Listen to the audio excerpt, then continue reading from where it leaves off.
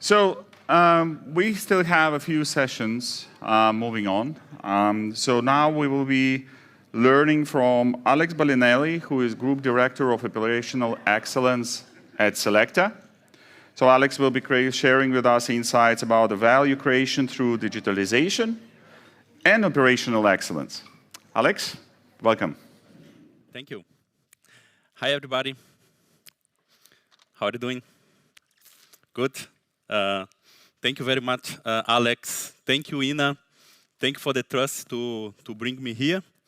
And I think today the task, the challenge that I have here is quite easy.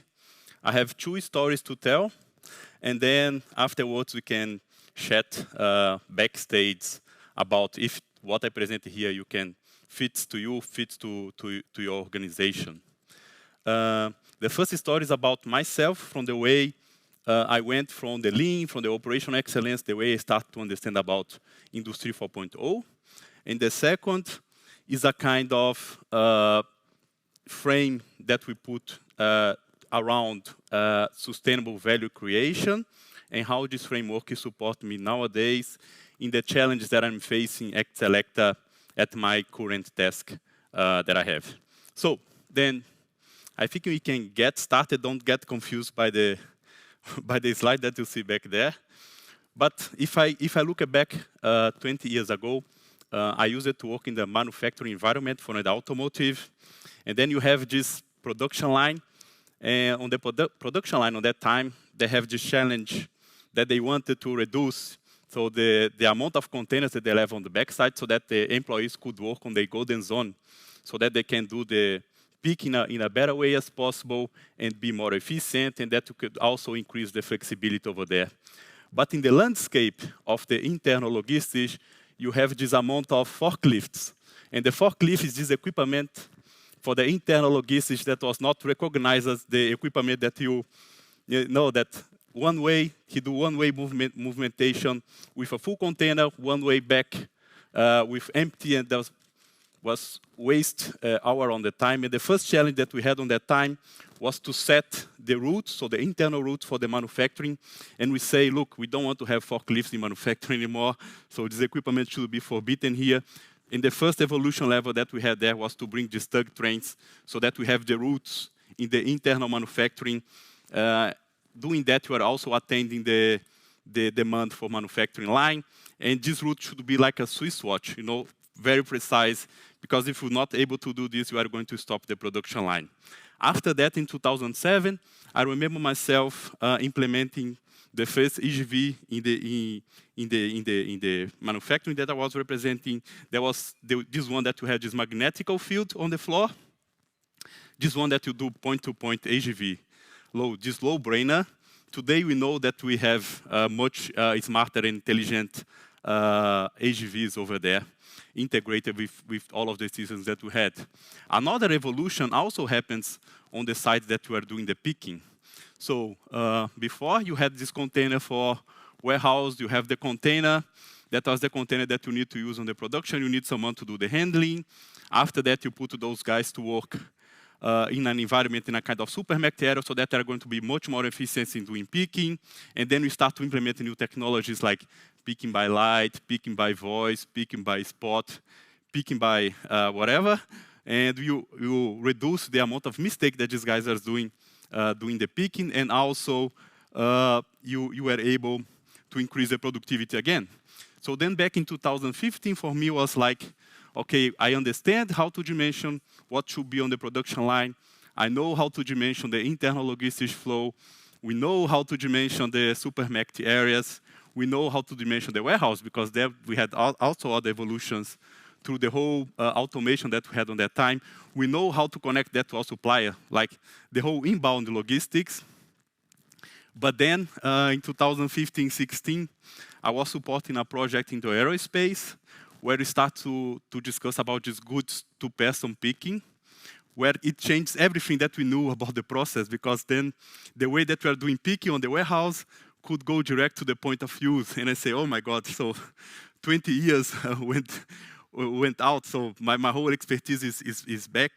But then my recommendation to you, because today I still have in the organization that I'm representing process where we have forklifts, where we have, we're starting to picking by light, or we have still these low-brain AGVs, that we really need to understand what's the target that we want to achieve in the terms of process, in the terms of technology, and figure out the way to get there. We should be talking about process innovation, and don't expect that we are going to have the 20 years anymore to get into the point. That's why here, the takeaway from this slide, there is a shortcut to succeed in operation nowadays.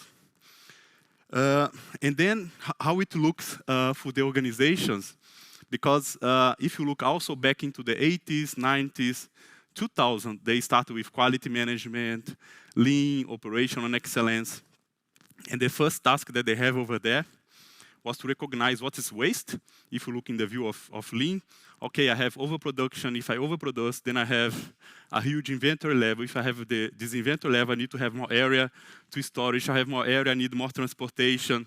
If I need more transportation, maybe I'm doing more handling steps. I'm going to generate more defects. Sometimes I produce more, sometimes I produce less. When I produce less, I have the waiting time. And then the lean comes with the framework that we need to use the lean pillars to solve the problems and also to support or to eliminate, to reduce some waste that you have. For instance, I'm going to implement a pool, so meaning I just produce if I have a sign. I'm implementing the flow, so I really need to understand which are the handling steps that I have in my process, so that I can eliminate the ones that doesn't generate any value.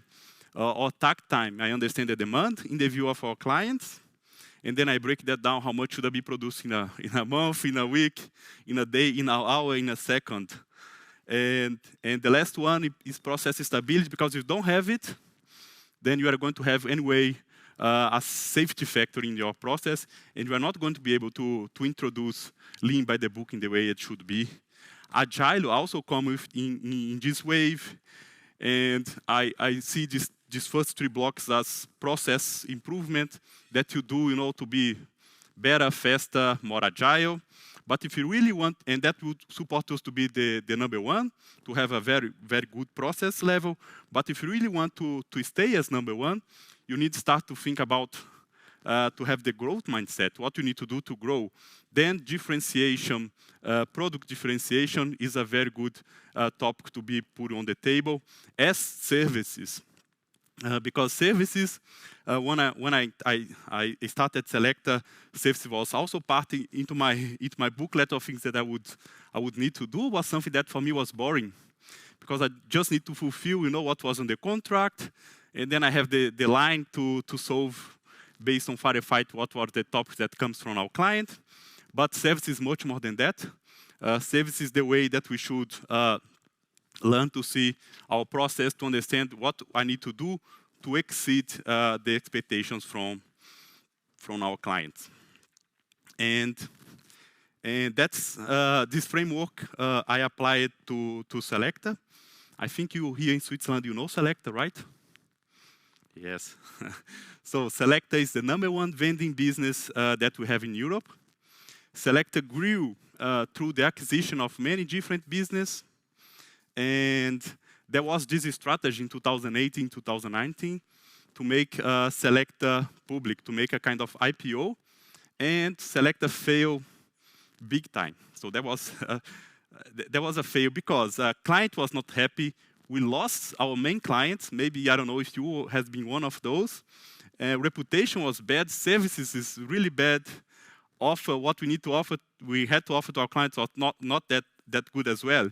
And then was the kind of discussion that on that time I was having with the former CEO and with the shareholder on that time, so that we define a kind of framework that could support Selecta. And the topic that we put most focus first was, okay, we need to work on differentiation, because since 1952, Selecta has, the vending machines, the hot drink machines, and the water fountain. So today, before getting here, I was in my office. I could have a Starbucks, I could have a sushi for lunch or a salmon, or I could have a hot meal, meaning we change completely the offer, the solutions that we had to our client, and that's huge. And that's sometimes also supporting business that want to get away from the canteen. In the size of process, we also had a huge change. If you could imagine 2 years ago, one of our associates should go to the machine, and he would go there and check, okay, he's missing 2 chocolate bars, he's missing a sandwich, and then he would go back to the van, refill a box, and then go back again. I could do a visit, and then the machine was completely full, or, okay, the machine was completely empty, I don't have the products in my van.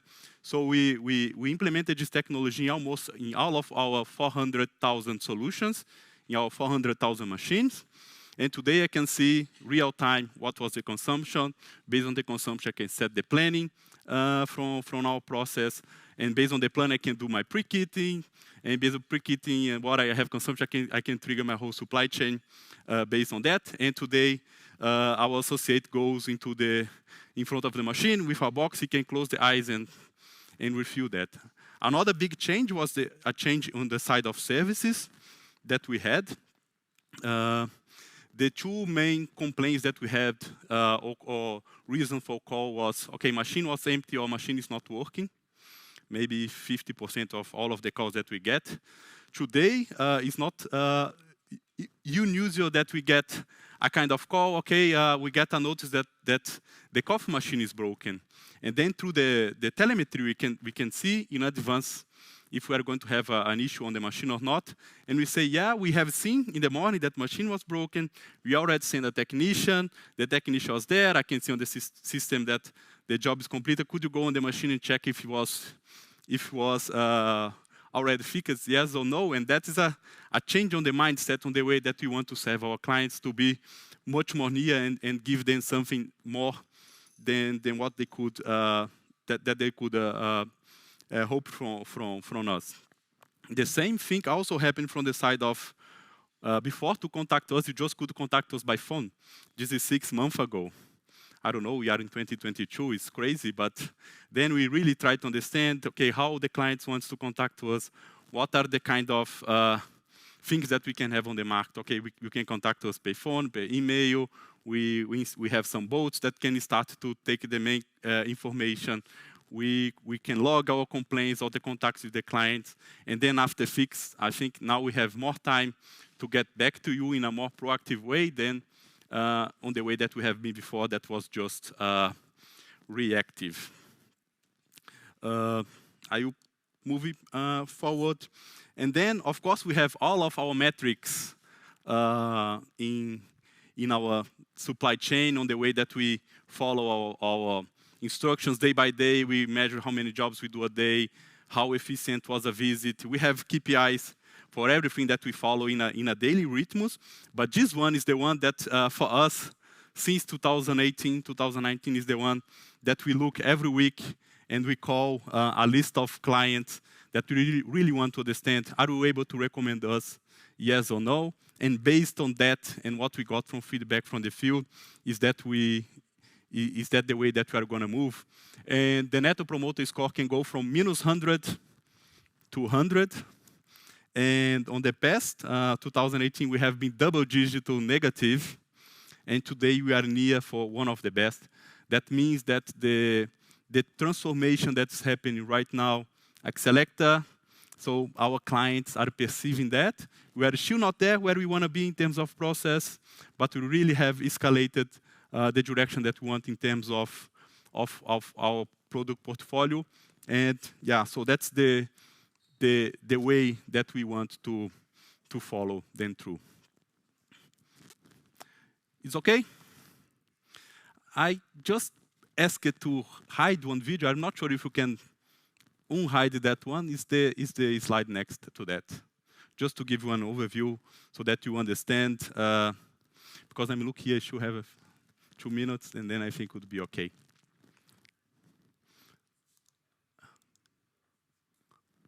Would be slide number 8. And then I will open for questions.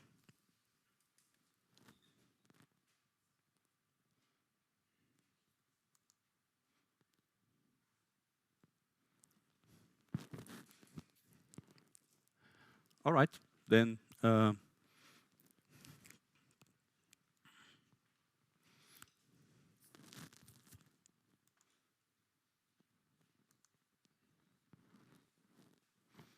Questions?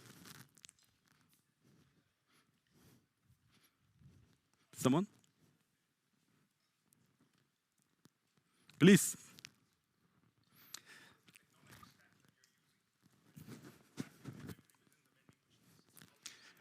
We have a technology that's called telemetry.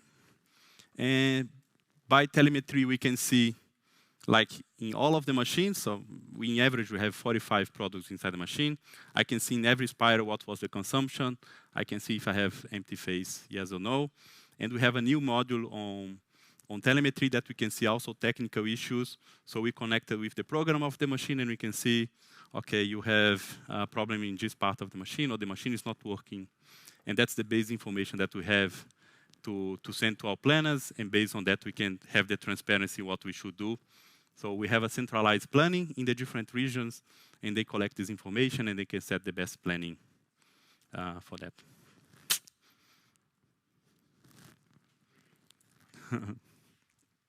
Sorry that I broke the protocol. Yeah.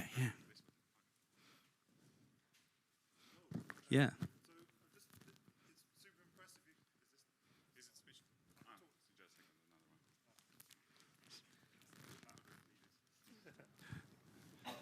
So it's super impressive. You can get all the sort of the diagnostic information from all the vending machines wherever they may be. Have you ever given any consideration to additional revenue streams or being able to have a bit of two-way communication with customers? So if there's something in your vending machine that isn't there and customers would like to see it there, that would be a fantastic way to actually get some first-hand consumer information. Yeah, we have one part of the planning that we call, that's called category management. And on the category, we can see, look, we have the high runners on the machines, we have the low runners. Now with the whole information that we have, we can really have that focus. And that's the first step to see, okay, how can we increase the rotation of what we have on our machines. But of course, there is the demand from the part of the clients. If you want to have something special, we are more than happy to adapt to what should be inside our solutions. Not only our machines, because we don't think only in vending machines anymore. We have micro markets, we have other solutions that can give a brighter portfolio for our clients than what we have had since 1952, as I explained. Yeah. Work, life. Sometimes balanced, sometimes not. Early start, late night shift.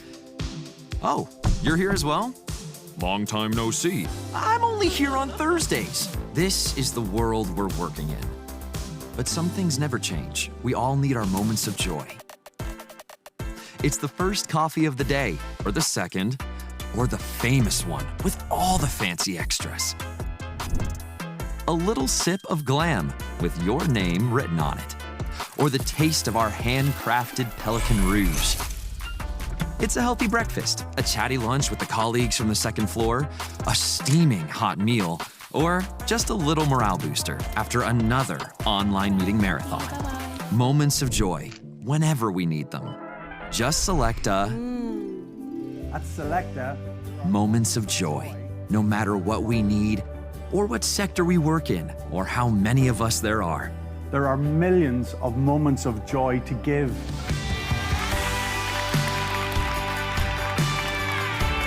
Small corner, big space, compact offer, wide choice, hungry office crowd, or just a loner at Home Office Friday. The magic word is telemetry. Reducing food waste through technology. Serving more than 10 million people at 450,000 points of sale in 16 countries across Europe. Delivering millions of moments of joy to our clients and their consumers. Every day, most of the time unnoticed. It's a bit like a birthday, only 24/7. Work, life are not always in balance. Doesn't matter, as long as we are. Cherish your moments of joy. Selecta, Europe's leading route-based self-service provider. Looks shiny, right? I think that is the change, that I show regarding the portfolio. If we should go in some business, we are still going to see, this coffee machine, this vending, and you really need to understand that is much more to be offered out there. And okay, we are on beginning of a new revolution inside in Selecta, and I'm more than glad to be part of it. Thank you very much.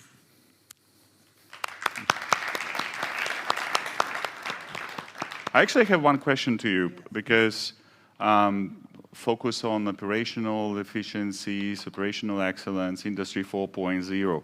And you mentioned lean. So what would be your reflections, actually? What is lean 4.0? I think, and that's something that I have in the back of my mind. I don't think that is, you should put Industry 4.0 in top of, now we do lean, now we do Industry 4.0, now we do agile. I think that's everything one thing. In lean, you think more in this continuous improvement, but also think in process evolution. And that's no sense to thinking in giving the next step without thinking in the new technologies. I think these things place together, and this every day gets much more obvious. Perfect. Thank you. Thank you for the Thank you. Thanks a lot, Alex. And actually, it's a nice presentation also because it nicely integrates to our next speaker's topic from SAP. So Frank Scheiter, the Senior Business Architect for Digital Supply Chain and IoT, will be sharing with us a topic in the insights about enabling resilient and sustainable operations with SAP Intelligent Assets and Field Service Management. Your stage.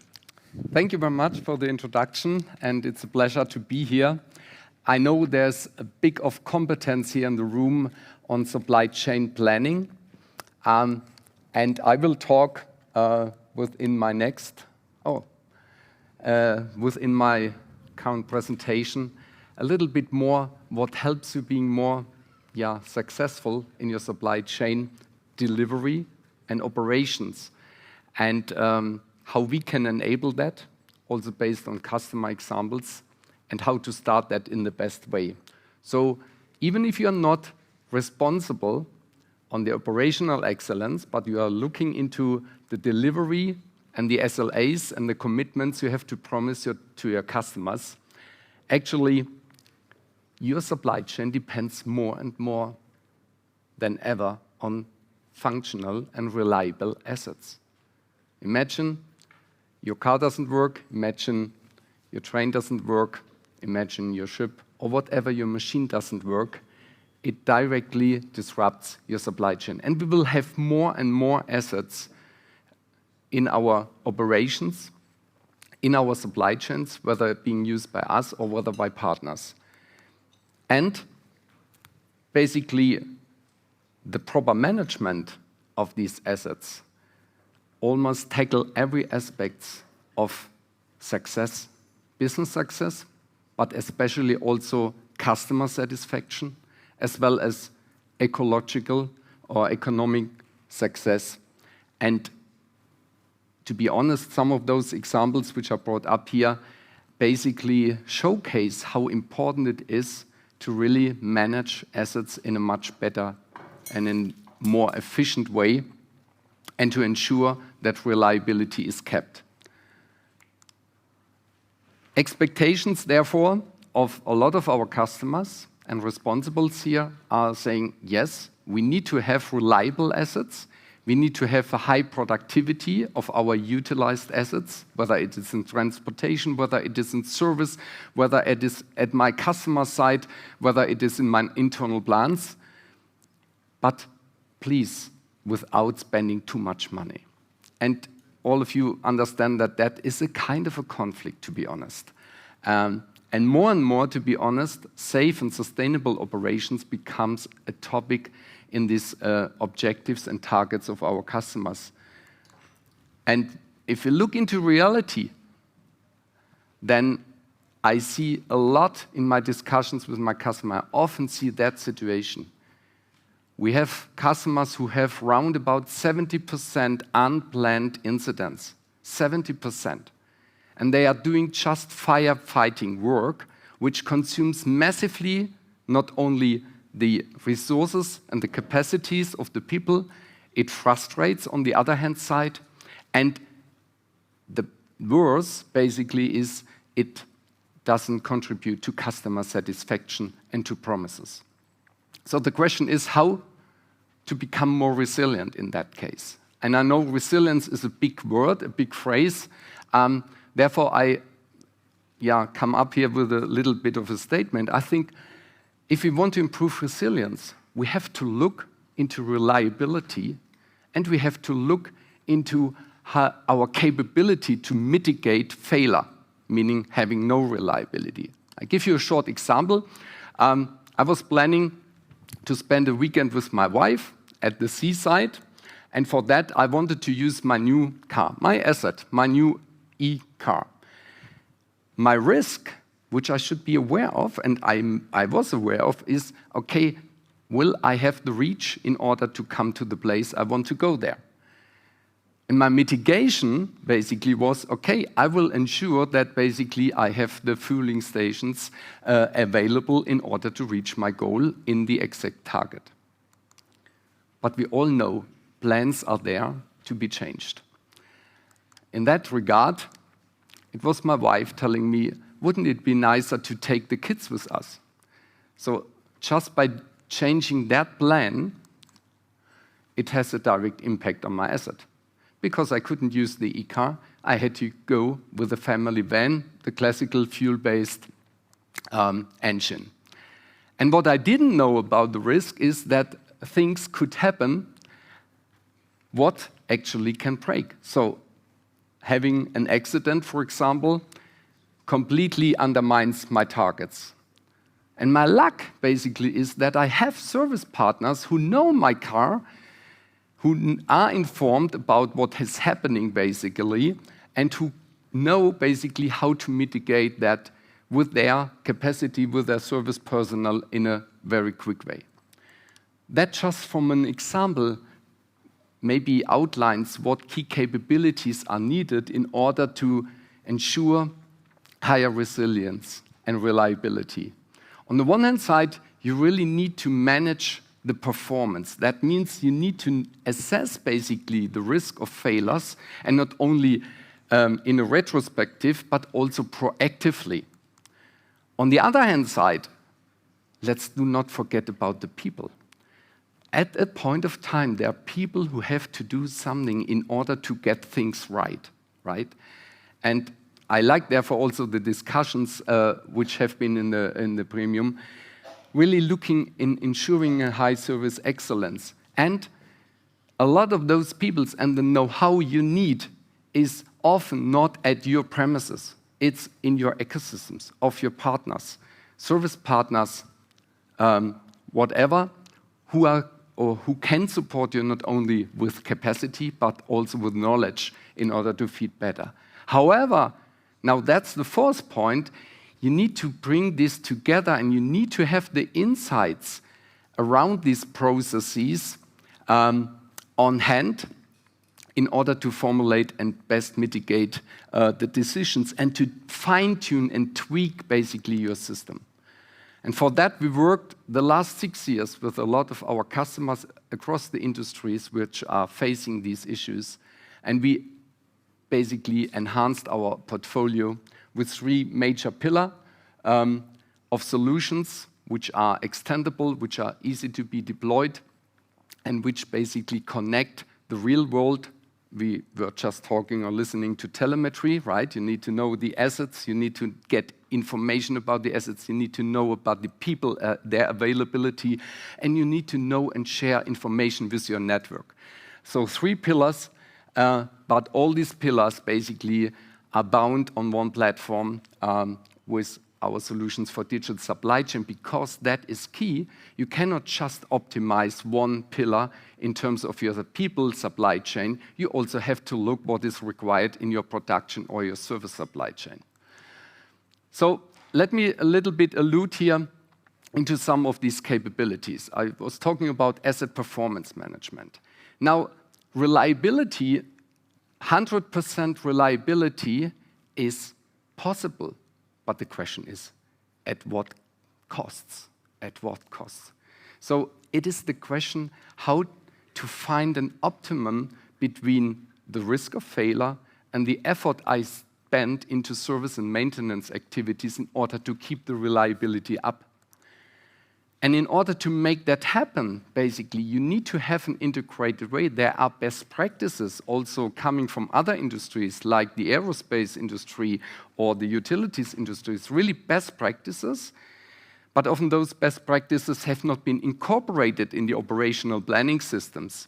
And therefore, that is really key in order to make that and having that virtual cycle to identify the risks, assign the risks and the possible impacts, and evaluate your activities you do throughout the asset life cycle and the usage of your assets, whether these are mobile asset or fixed asset, and constantly review the parameters, am I on the right track? And this is something we are supporting with our solution. Risk management means really at the first time systematically consider what is really the risk, what can fail on the one hand side, and if it fails, what kind of risk is impacted or is related to it. So you can basically assess that, the functions, the possible failures, and you can define, of course, which kind of mitigation activities you basically would recommend into your operations. And you see all those have, of course, a cost factor related to it. It has a resource factor related to it. And of course, over the turn, you want to analyze and see whether those are the right ones in order to keep your targets of high availability and lowest cost. However, it is very important and to be understood that failures just doesn't appear in a regular way. Most of the failures occur basically randomly. And with a preventive and a time-based maintenance, there is no way to avoid these failures. They will just appear, depending on the usage and the nature of the failure. So you need to understand and gather and capture data about the health and the possible anomalies happening at the assets you utilize. So you need to take care of machine data, and of course we can then utilize these machine data and the information kept back from service technicians, maintenance technicians, and let the system analyze and indicate potential anomalies and deviations in the asset health and productivity. And then giving that back into the planning system, and by, let's say, extending the time to sense and understand what I need or what the situation is and what the right mitigation based on my failure assessment is the right one, I can better plan and I diminish the firefighting work. So I become much more proactively, and the system also supports me with AI technologies and analytics in terms of understanding the failure modes, understanding which kind of indicators, whether it's a temperature, whether it's a cycling count of a machine, whatever is needed and is impacting actually my productivity and availability. That is the way how that works. And as we are in Switzerland, I just want to take one of our customers' presentation at SBB. It relates also to supply chain, therefore I choose this one, but it's really also a very innovative approach, because maintenance and service is not just, okay, I do everything at the right time with all the components. It is not the question a train is not available, it's the question what kind of components leads to not being or not having a train being available. And the handling of the different components, as you see here with the doors and, for example, the pantographs, etc., has a different nature in the way it fails. And it serves with different data in order to look at that. And I mean, SBB was using these best practices of RCM, reliability, standard maintenance methodology. And a lot of customers who have been advanced in that technology and methodology, they often had this like that.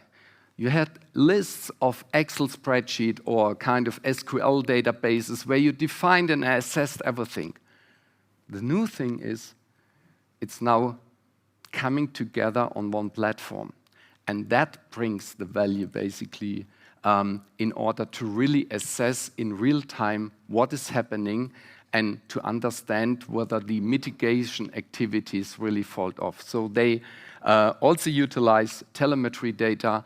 They have the critical indicators to be measured and to be controlled, and in the controlled cockpit, service and maintenance engineers are looking, or reliability engineers are looking basically until these violations in their fleet. The second piece, field service.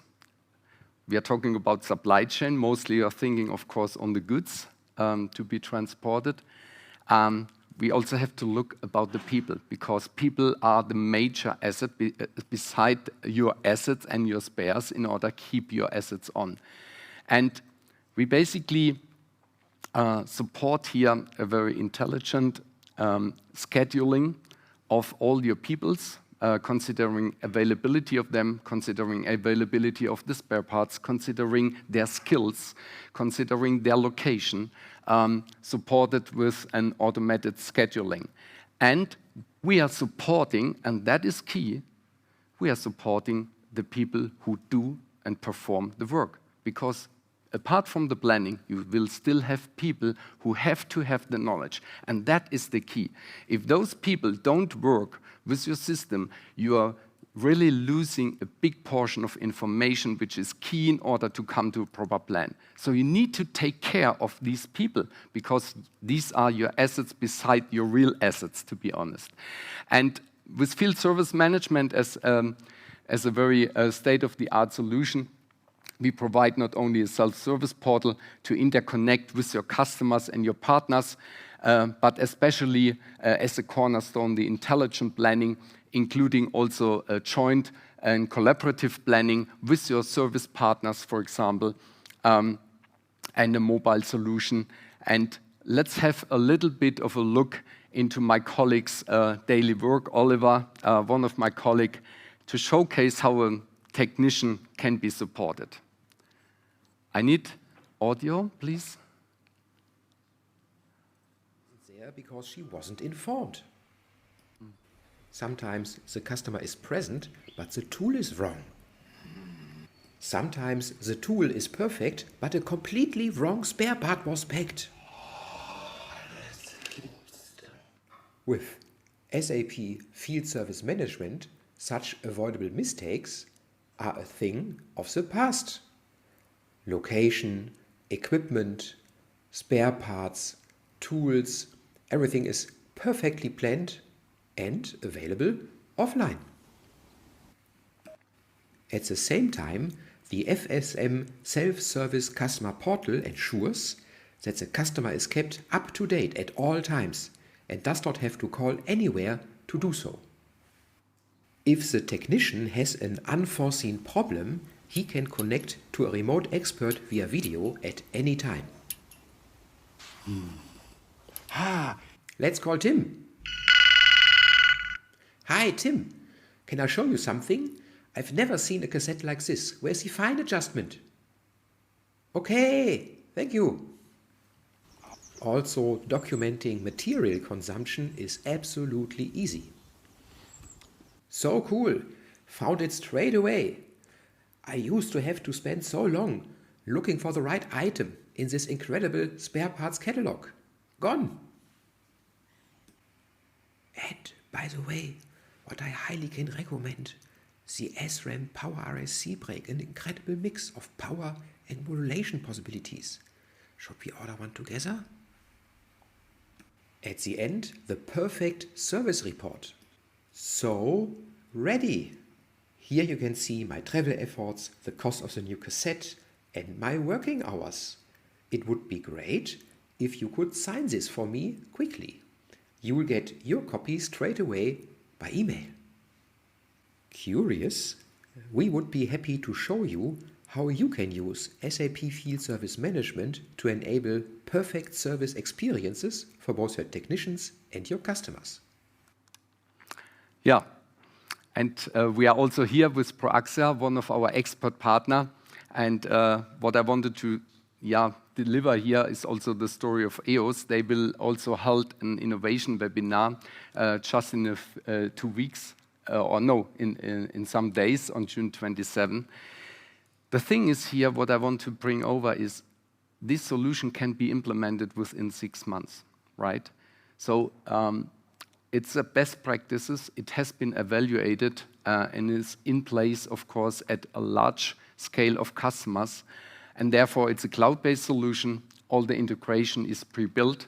And with experienced partners of our network, it is really possible to change the, as they call, the mail phenomena to really an integrated solution and an integrated planning, which really drives efficiency and customer satisfaction.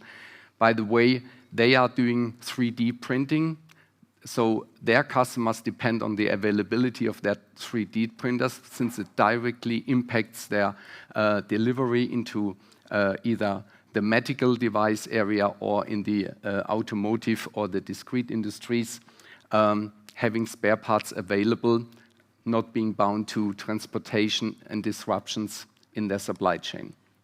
And they do that with field service management.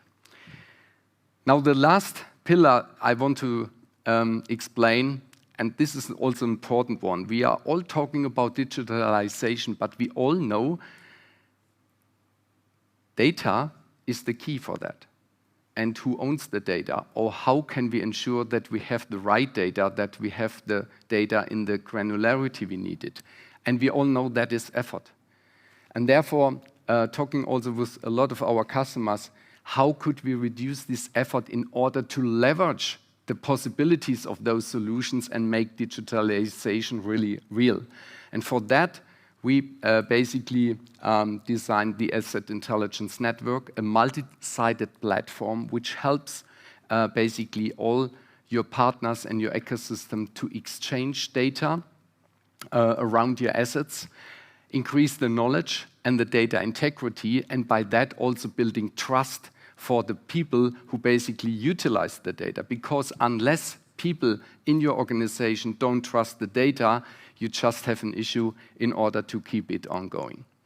And that, as an example, can evolve even into a kind of a vertical information and knowledge change platform, as we have started it in the process industries, from operators, big operators in the chemical plants, as well as their suppliers, in order to really ease and enhance that joint knowledge and better mitigate risks as well as implement activities. And that is also important, also with Gebhardt, to show how that helps, because bringing knowledge together in that regard is really critical. For example, they have in their autonomous warehousing systems also drives from a component supplier. I don't mention the name now, but basically the component supplier has the knowledge about how and on which the data which is being produced and recorded in the control of these autonomous vehicles have to be interpreted. The issue was they don't get the data because basically Gebhardt is utilizing and serving that part and these automation systems towards their customers. So through the network, basically, they could jointly come up with a better solution in order to fulfill these insight needs of their customers and help to become more responsive. So here we see that even working across the pillars and across the competencies really makes sense. And therefore, we have seen a lot of transaction and a lot of activities also in our customers, because we are convinced that we massively can contribute to real business outcomes and performance. And over the last 1 year, we had more than 150 customers also adopting parts of this solution portfolio across different industries. And I would really encourage you also to join that community. We can help you together with our partners, also with advisory services and really quick start services in order to start learning with these technologies, adapting that on a specific scenario in your situation, and then from that evolve into a real digital transformation journey. And what I can highly recommend you also here, because we also depend on our partner ecosystem, on our customers and their ideas, and therefore we have an Industry 4.0 Now Hub, where we share together with our partner network very interesting use cases, best practices, learnings, etc., and not only shared theoretically, but really having also a showcase of an factory and plant available to see and touch and feel how integrated supply chain planning, logistics, as well as production planning, operation and services can work together. With that, thank you very much for your attention, and I would like to innovate together with you. Thank you very much. Thank you, Frank. We actually got a question to you. What are the major success factors to adapt these solutions? Yeah, I think there are at least 3 ones. The first one, to be honest, is we have, and there was a discussion also in one of the panels, which I really liked. We have to become more open-minded. We have to start doing things, because if you don't start trying to take up these technologies and solutions in your specific scenario, you just don't learn. Yeah? So it is important to have an open-minded and to work interdisciplinary, because you cannot just keep your customer out, you cannot just keep your production out or your supply chain out. It needs to work hand in hand. And so you need interdisciplinary teams when you really identify a scenario and when you look how to support that. So this is one piece. The other piece is definitely, I've seen topics, especially of customers who have connected assets, and they looked and say, hey, I have here these kind of terabytes of data. What can I read out of that? That's a possibility. But to be honest, most of them didn't pay off. Yeah? So you need to have a kind of an iterative way. And basically, as we said here, first also identify and assess what kind of assets do I have in my place, where are the constraints, what kind of failures could happen. And then if I know that and I have basically done that risk management and the impact, I would work on those which are mission critical for me and see basically how I can support that. So these are 2 of the main topics. And third, of course, you need a good and knowledge experienced partners and the exchange among each other in order to go this transformation journey together. Any questions from audience? Okay. Thanks a lot. Thank you very much. So the next presentation is linked to the conversation we also had yesterday when Alexis Plumshire from Wella was reflecting on the challenges in the distribution networks and how they are shuffling actually their partnerships to prepare for omni-channel world, right? So Brian White, from Head of Supply Chain Management from Swarovski, will actually give few extra insights about the transforming the services for omni-channel world. Please, Brian.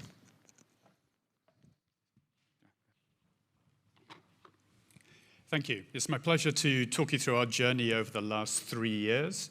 I mean, it's a major network restructuring, so I'll take you through some of that story. As a precursor to that, what I'll do is I'll tell you a little bit about who is Swarovski, what is the change that we're going through, and then into the network change that we've been making.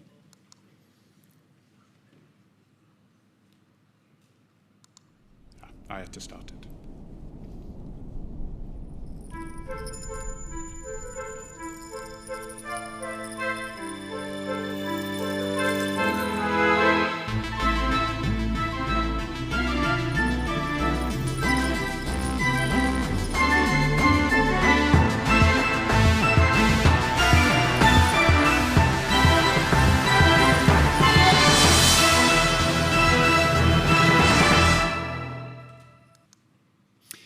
Okay, who is Swarovski?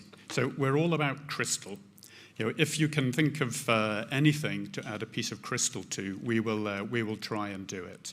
We're a family-owned company. We're about 125 years old, and we have a lot of heritage. We started in Austria, near Innsbruck, and we've grown from there. First, selling the crystal components into the fashion and the luxury industry, which is still a big, important channel for us, but then also moving into jewelry. So we're about 70% about jewelry. We do sunglasses, we do iPhone cases, we do figurines. As I say, if we can put a bit of crystal on something, we will. And we're about a 2 billion euro business. So we're not huge, but we're sort of a good, solid, medium-sized organization. Over the last couple of years, we've been in the midst of a really fundamental brand transformation. If anyone's had the chance to go to the Bahnhofstrasse and see our new flagship store there, you can see we're trying to move into far more color, more bold statements of product, and move up to a more luxurious product. All of which is fantastic for the brand and really excites the salespeople to sell to the customers. But it gives us quite a bit of work to do in the supply chain that's behind that. Also, we sell all around the world. So we have our own stores. We have a franchise model with partner stores. We'll sell to the e-com players. We have our own e-com. We'll sell to department stores, and we sell in about just over 100 countries around the world. So we're very geographically spread and very channel spread, all of which makes it very exciting to be in supply chain. 3 years ago, we started out with quite a centralized and conservative logistics network. So for our main distribution center, for about 85% of our inventories and our shipping was in Liechtenstein, in the Far East.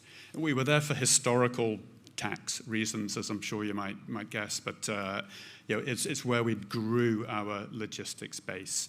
And you're not going to get to an e-com customer next day from Liechtenstein, which was our sort of starting exam question of the problem we had to solve for.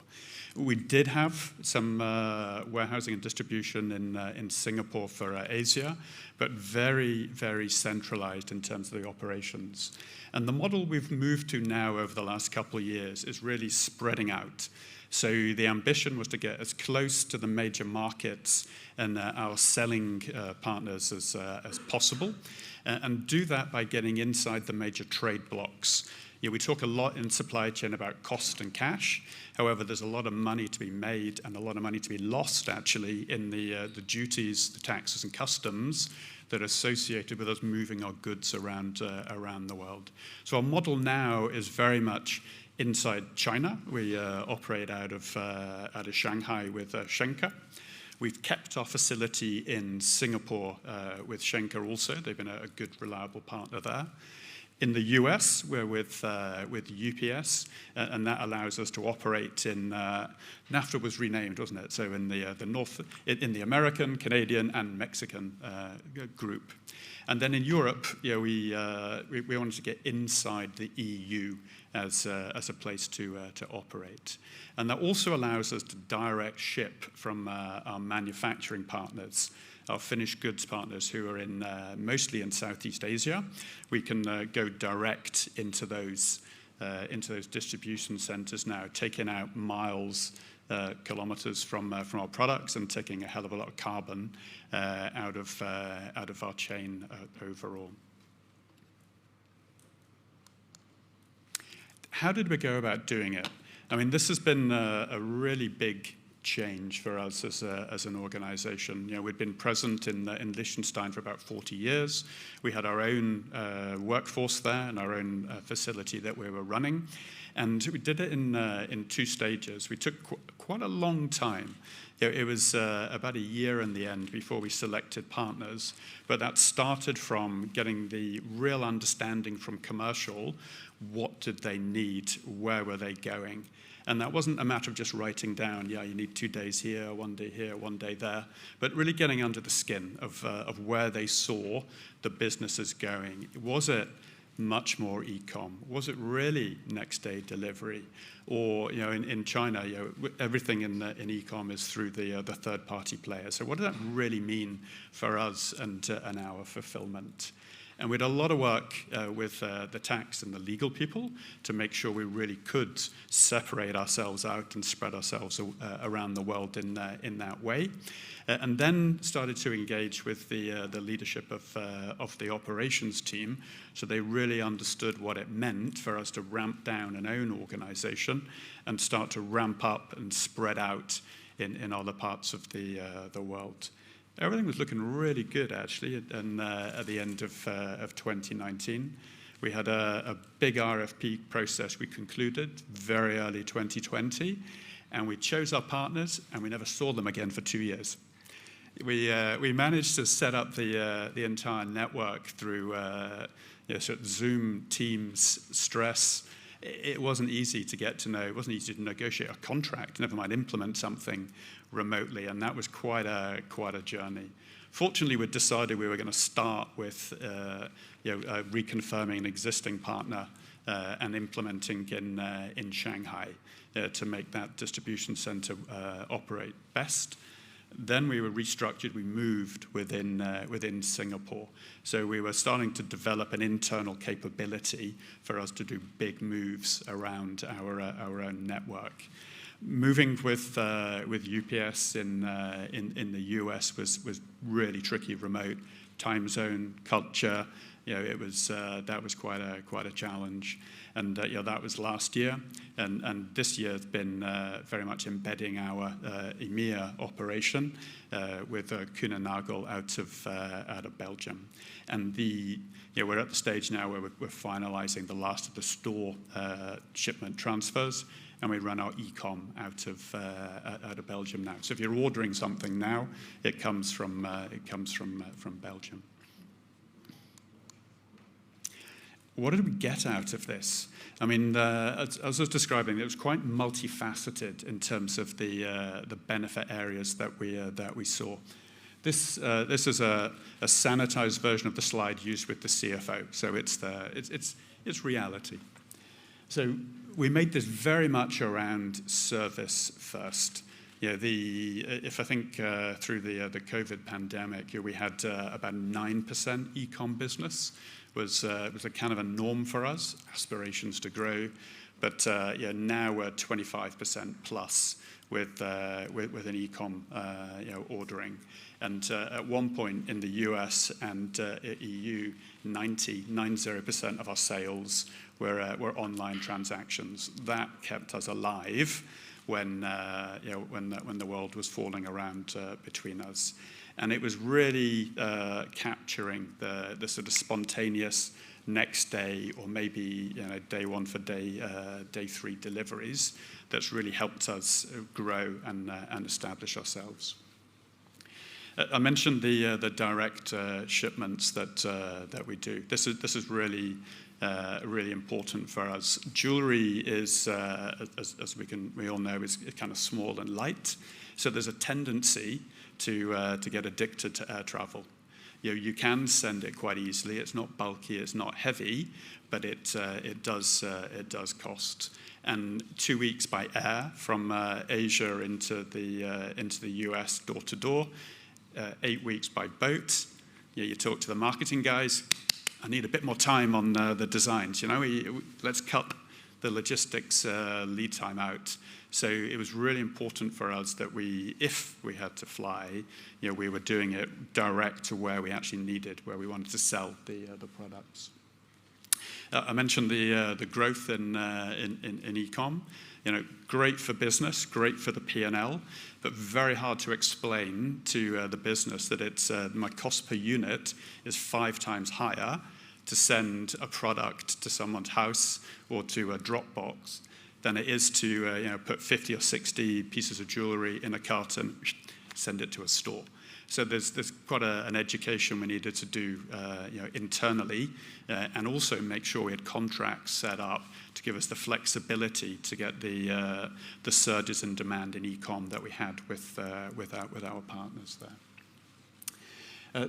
We had a big thing about not wanting to invest too heavily in our own infrastructures. Our facilities in Liechtenstein work, but they need a hell of a lot of investment if they were going to be future-proof for us. So we were talking about asset light or asset lighter to really make ourselves more agile and more flexible there. The 9% cost reduction. I can see a few people thinking, yeah, I deliver 3% year on year. Well, 9% over 3 years. What have you been doing? And I think the key thing there is this was very much about getting our service right, and then the costs will sort of come out naturally as we follow that. And also being inside the major trade blocks takes a hell of a lot of complexity out of documentation for customs processing, and allows you to start to get a bit more thoughtful, a bit more clever with bonded schemes, foreign trade zones, and point of valuation in the supply chain for how you actually declare goods coming into countries. That was a big lever for us. As well as restructuring the network, we needed people who knew how to run this new network as well. So rather than run everything from the center, that had served well in the past to try and get a bit of control, but this was about setting up regional supply chain teams who could really get to know the commercial people locally, really get a feel for what was selling and was not selling, and be really present in those local commercial meetings. So we do keep our planning central. We do keep our logistics, contracting, negotiations, and overall management central. However, the execution is run out in the geographies to really make it tactical and practical. And the last one, the customs, I think I've sort of touched on that. That was really quick benefits to get by really sort of proactively designing in a customs solution into the way we were working. Okay, so that was the sort of the download of our journey. Really happy to hear any reflections or questions. Thank you. Very insightful. Any questions? I will bring the mic now. Hi, Brian. Hi, amazing. Svarov's like a lot. One question from my side: how are the inventory that you have in your stores connected with the inventory that you are running the supply chain? How the mechanics of it works in terms of planning, in terms of dimensioning your supply chain? Yeah, that's a really good question for us, and we're wrestling with it all the time, actually. The main reason we wrestle with it is the rate of sale of a piece of jewelry is pretty low. For us, a fast mover is something that we might sell one every 4 or every 6 weeks.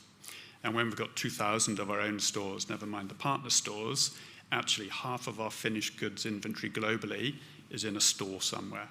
So we use a combination of a point-of-sale software solution, and Aptos is our demand and merchandising planning tool, which allows us to understand what we've got where, and that's really what we use when we take a sales forecast and create the demand plan out of it. We're sort of netting off the rate of sale impacts, and then use that to decide what we put in each distribution center.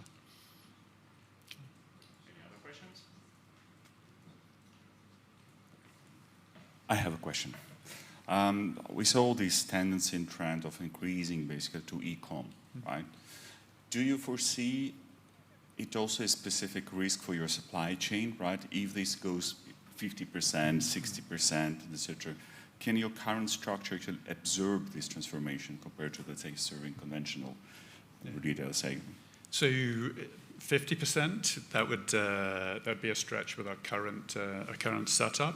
But one of the things we were doing with each of our logistics partners was understanding what was the surge capacity and how sustainable would that be. You know, Black Friday is crazy. So yeah, we get 3 times the number of orders over that weekend, and we don't ship them all out the next day.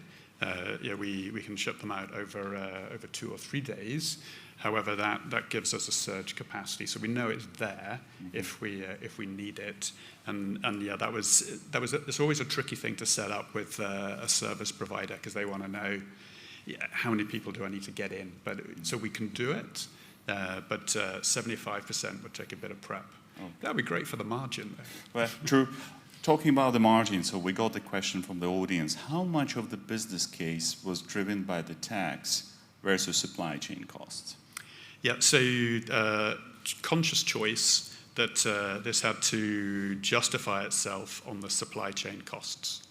So we didn't want to muddy the waters too much for what we were doing. So a combination of the service proposition and the cost out paid for the investment. And there was a bit of you talk to the finance guys, they weren't really sure. We weren't used to using different countries with different schemes. So we did a case with and a case without. Okay. Thank you. Okay, super. And I have one question. You did the network design based on historical data. The network design was done on a historical database. Yeah. So how, I think the question already he asked that how resilient it is to the future, because you did not use a projected futuristic data while you redesigned your center of gravity, because you cannot just go on changing your hubs as the market dynamics changes or the demand reason points changes, right? Yeah. So how would you tackle that? So we did use our midterm plan, or 3-year plan, but that was 2019. So it's like, whatever. So what we used to look forward really, has been the e-com growth that we expect. Yeah, that's the big lever. So if I'm explaining the logistics cost base, I sit with a jet fuel price graph, and I sit with a channel mix graph as to what's happening and what we're doing about it. Yeah. Okay, thank you. Okay, Thanks, super. okay. Thank you. Okay, so I'm inviting the panel participants for the discussion about navigating uncertain future in logistics operations. So Eric Ballot will be joined by Thomas Hofmeier, Head of Logistics and Trade Compliance, TECAN, Alvaro Amo, Vice President Global Logistics, Hexagon Geosystems, Tehrach Kul, VP Global Business Services, Dassault Systems, and Val Peterson, Senior Director Global Transportation, Teva Pharmaceuticals.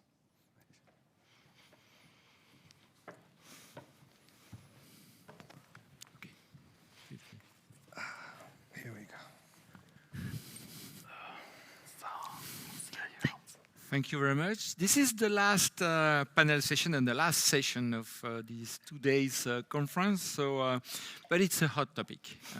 It's worth it to stay until the end, and we will finish on time because we are logisticians. So it will be in our DNA. So the panel discussion this afternoon is navigating uncertain future in logistics operations. So it's quite a nice program, for sure, and a program of interest.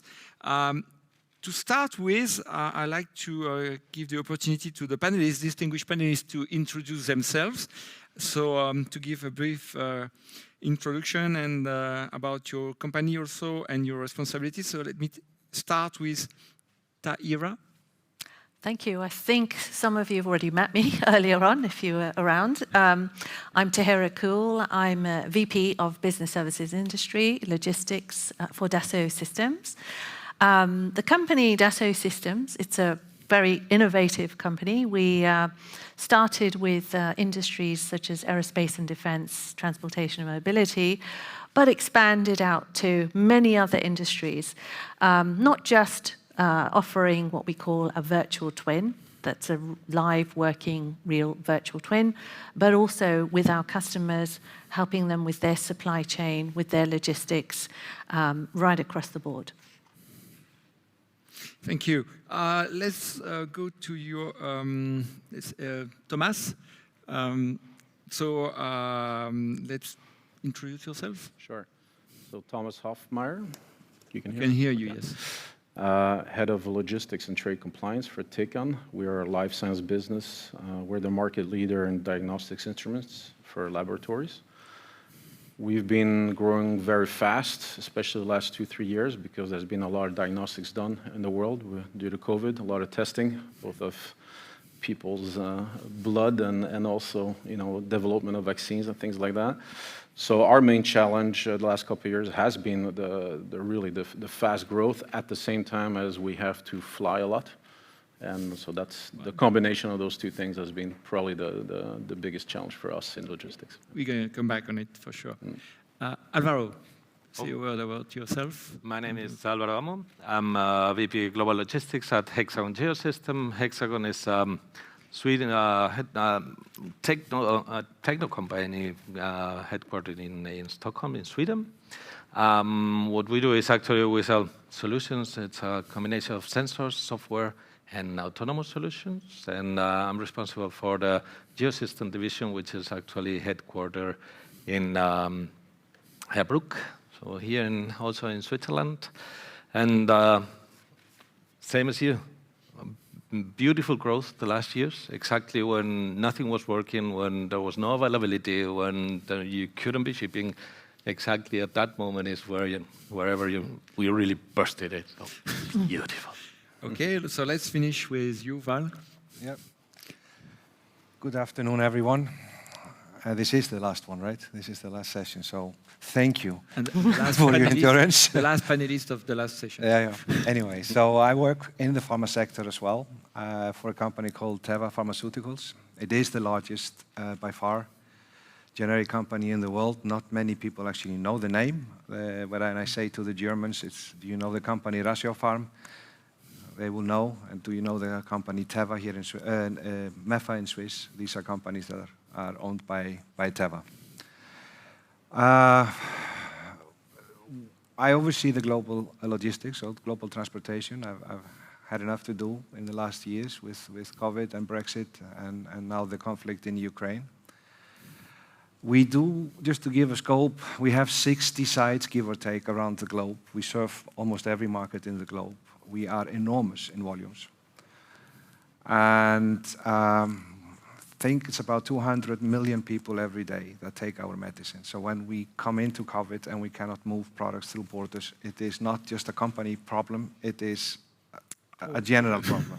It's a health problem for the country. Okay, thank you very much. And to finish, so I'm Eric Ballot, professor at École des Mines. But for those who attended this morning, I already introduced myself. And it is my pleasure to lead this panel discussion because navigating in certain future is somehow exciting.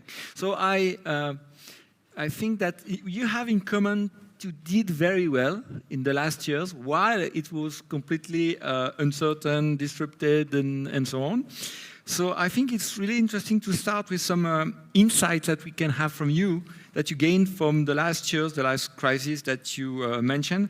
And maybe it's good to be back to you, Val, with the how you deliver the medicine when, as you said, most of the air freight was shut down and so on. So how you navigate, because it's the last years. So there were several aspects to it. So we were able to move 98% of our products, not always on time, but more or less on time. The main obstacles we had was all these changes in the legislation that happened during the outbreak. So it's not about continuously playing it. Literally, you don't know what you're dealing with, and every day brings a new storyline. This border is closed. I remember when it started in Italy, there were some countries that refused to have lorry drivers or products from Italy only. which obviously resulted in us driving the products to Belgium or somewhere else, swap the driver and take it to. So the key was strategic partnerships. I can be very, very clear on that. Its systems is important, good planning is important. But what really made the difference for us is the strategic planning, the strategic partnerships that we had built in the last 10, 15 years. Been working with the same solution providers and not window shopping every 2, 3 years to someone else.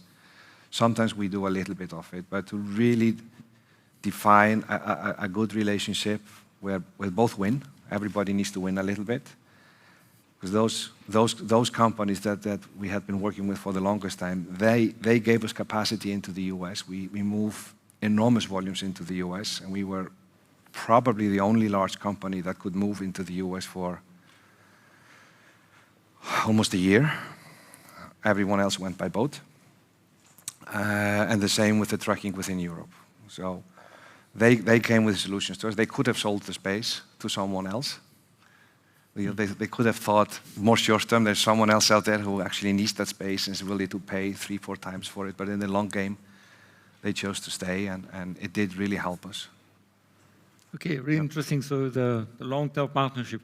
Thomas, you face also the same problem, I think, knowing that your equipments were highly demanded at that time. What is your view how you faced the last years? Well, I would agree with what you just said. We had a little bit of a different challenge in the sense that I'm sure when you tell your logistics service provider or providers to jump, they jump because you're such a huge company and a big customer. Taycan, it's a $1 billion company. So I think we were a little bit lucky that our strategy 3 to 4 to 5 years ago was to consolidate towards being with an NLP where we would be a tier 1 customer and not a tier 2 or tier 3 customer. Yeah. Which means that we chose a company to be our LP back then that is top 30 in the world, but not top 5, right? And if we would have gone with the top 5, I don't think they would have jumped when I asked to say jump. So this company basically did everything they had to do to move our products. They chartered airplanes, which they had entire planes, which they had never done in history of their company, and they've been around for 30 years, right? And they did this for us. They did. If we needed the extra warehousing, within a month or 2, they had either, bought or leased or built something for us. So I think there are similitudes, but I think you also have to be mindful in your strategy. Are you tier 1, tier 2, tier 3? And I would say in that sense that as the logistics world becomes more and more dynamic and has more and more risks in it, it's probably best to be a tier 1 customer, no matter who you are. So not only do you ask to jump, but you ask to jump high. Correct. Yeah. So they have to be big enough that they have, they also have the strength to invest and to get assets if they need to get assets, basically, if they're not asset-based. Now the top 5 are all more or less asset-based also. So you can go with them, but then a company like ours will not be a tier 1 customer. Let's now turn to the providers because you are more or less the users of tools, equipments, and so on. So, did automation play a significant role, or could play a significant role to face the last disruption that we saw? Well, for us, I believe I can sum up many of the things that have been already been said yesterday and today. So it was about transparency, it was about systems, implementing them, etc., etc. But at some stage, we also got to the point of, yes, but what about the human resources to implement all of that? So we implemented a transport management system. That was a beautiful example because both actually bottlenecks are also in this room. It goes to a service provider who also needs to implement the interface. There we had a delay. We had a delay due to having our ERP also being upgraded to the, I can say it, I can name it S/4HANA. So there are also the resources. Now, you need to implement the next system. There are not so many people there. So transparency, yes, but at some stage there were loads of manual work around needed. And I can also, I'm more on your boat than on your boat on the volumes. So, and we were really there also on that having already the strategy in place with the providers, and we had a beautiful example. We have our largest distribution center in Singapore, where we actually distribute whole Asia, and at some stage with all those lockdowns, it was like, okay, on the regular facility you were not allowed to, you were forced to shut it down, but those facilities in the airport, they were able to continue moving. So, and again, the same service provider in this room, they made it in 1.5 days to empty our distribution center, integrate it into, but also all that data management that had been done in the past, all that relationship, because it's not only about knowing each other, but knowing the products, having everything, made it possible that the week after we were able to deliver out of their premise as it would have been our premise. So yeah, loads of those. Have the system ready in place beforehand? Yes. Okay, so talking about systems, I'm coming back to you, turning back to you, Tayara. Working at DS, what did you build to ease to the management of disruptions by logistics providers or supply chains? Yeah. So I think one of the things we worked with our customers on, and kind of just to what we saw in the market was that supply chains, have been streamlined to their leanest points before COVID. So when COVID hit, it was like a massive wake-up call. One of the key issues, and I sound like a broken record, but it's supply chain visibility, right? And having that sort of understanding of where your bottlenecks are, having the flexibility to respond very quickly in real time when there is a disruption. And then the workforce thing, right? That still is a major issue. It was a major issue then. And optimizing with what you've got, right? And be able to make sure you have the right people at the right time, also adhering to all labor regulations and the like. And then sustainability, right? So that's kind of hit the top of the agenda, right? And making sure, helping our customers with regards to their CO2 emissions and really kind of reducing that as much as possible. But those are the kind of areas that we've been working with our customers on. Okay, so even if humans are important, systems are still key to, if I may resume, are still key to navigate in uncertain times. And what you just mentioned, for me, it's like the beer game. I've been lean, so I reduce my inventory to the minimum, and this is where there is an increase in the consumption, and now I need to make the good decision and maybe at some point create the visibility. If I don't have it in the beer game, usually you don't have it because you're caught by surprise and you're not allowed to talk to the others, but you have to create the visibility with the others.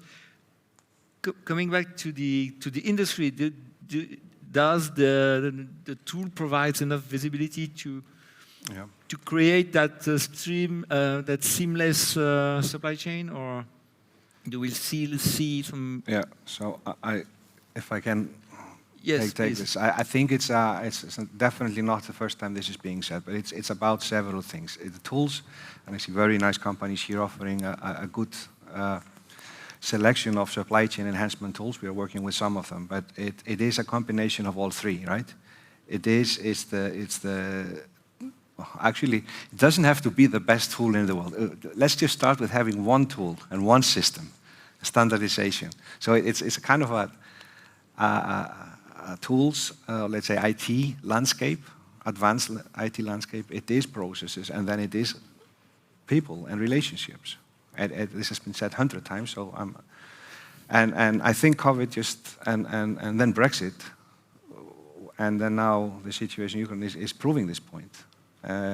Without one of three, we are struggling. So, and I think just as if I may touch very quickly on these three topics. I know probably for 2 days there's been a lot of Brexit conversation and COVID and Ukraine, but the one that I found most annoying to deal with was the Brexit one, because we had 2 years to prepare for it. So when you have like COVID, it just happens, and you win either way. I mean, yes, sometimes you have issues, but you deal with it. You cannot lose much because you already have a pandemic on your hands. With Brexit, We had all this time to prepare for it. They didn't set the rules very clearly, so it was every week we were, okay, what's the game? What's the rule of the game?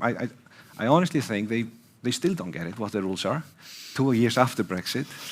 But you're still serving. So it was all about contingency planning, trying to talk to a person, and the person said, I need this to work. Yes? Okay. How will the custom regulation be? We don't know yet. Will there be... Will there be some kind of a deal? It was a hopeless. It was almost set up for a failure, but then most of the companies went through it very nicely with these three things. They set up, they planned for the worst. They planned for, I know there were companies in the pharma that actually charted enormous volumes out of UK.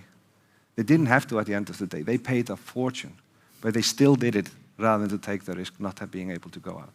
But maybe it was a good investment at that time to say, hey, you're going to face something, it's going to hit hard, and you have time to see it coming and prepare maybe for different scenarios, so when something happens, you're not fully caught by surprise, even if you have seen changes. Yes? Yes, but and that was for us, in our business, was a huge game changer. At that stage, it was a financial decision to increase the stocks. Do we do it? Do we don't do it? How much? For how long? How is it going to... But the possibility was there. Now, it is hard for a logistician, and now we're going to increase the inventory. There's no inventory.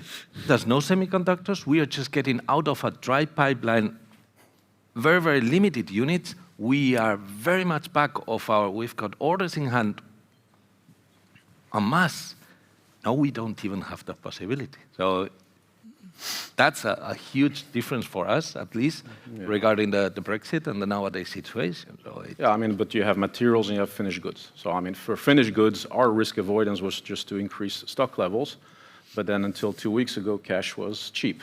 So if we meet again in 1 year and you ask me how would you do risk avoidance now, it might be very different, right? So I mean that's how dynamic the things are, right? So I think at the end you have to review your strategies maybe even twice per year. And it used to be every 2-3 years it was okay, and now it's so dynamic that almost twice per year you have to review your strategies, I think. Yeah. Yes, think about airline companies. They used to review the strategy twice a year, the summer, the winter season, and in 2020, they did it every month. So that's maybe how dynamic it could be. And of course, to be that dynamic, I think the forecast and so on is also really important. So regarding the different tools, I don't know. Yeah, no, absolutely. So, when we talk about supply chain visibility and knowing kind of having that understanding, end to end, I think about the aerospace industry, right? An A380, for example, has 4 million parts, right? And not every part is critical to the aeroplane, but what we're doing in the aerospace industry is you map and model all those important parts, critical parts. You measure, you understand the interdependencies, and then you run simulations. What if 2-3 things fail, right? Some things failing is absolutely fundamental to the aeroplane being able to fly versus others. The same could be applied, and probably should be applied, to, and they call it model-based systems engineering. Very engineering, but very detailed, very kind of holistic and structured approach. Applying that to your supply chain, modeling and mapping, and then running those simulations on a regular basis so that you are potentially prepared for those disruptions that may occur and know how to respond. Yeah, I think to know that we are going to the future where we don't know exactly what's going to happen with good tools, so we can simulate everything. But I think that even if we talk about the future, there are things that we know already and we can prepare. And things that maybe we're going to let the more juicy part for the end, which is the unknown, what we don't know. But we have, even if we are, let's say that's the theme, navigating uncertain future, maybe there are things we can prepare already. Who would like to start on that? Things we know. Thomas? About the future. Yes, about the future. We can be prepared. Well, if we're talking about preparedness, for example, I mean, we are still, I would say, at the infancy of our central competences and improving our processes with digitalization journey and so on.